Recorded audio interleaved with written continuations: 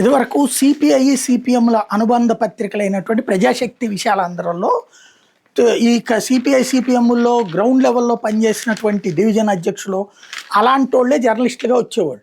అలా అలా అలా వాళ్ళు జర్నలిస్టులుగా కొనసాగుతూ వెళ్ళిపోయేవాళ్ళు.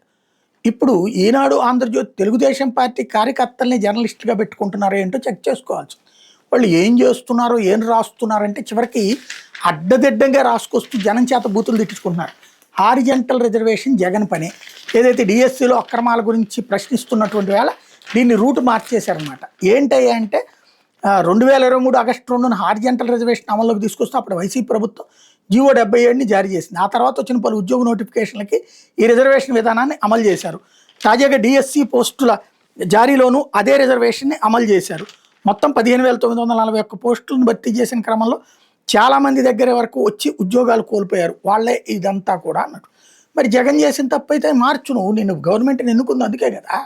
మరి జగన్ చేశాడు అదే ఇక్కడ అని ఎందుకు రాసుకొస్తారు? నెంబర్ 1. రెండవది, స్పోర్ట్స్ కోటా గురించి ఒక వెర్రి వార్త రాసింది.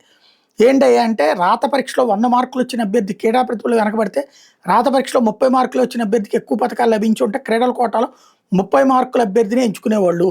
ఒక మాటలో చెప్పాలంటే కేవలం అభ్యర్థుల దరఖాస్తు నమోదుకే క్రీడాకారులతో రాత పరీక్ష రాయించేవాళ్ళు.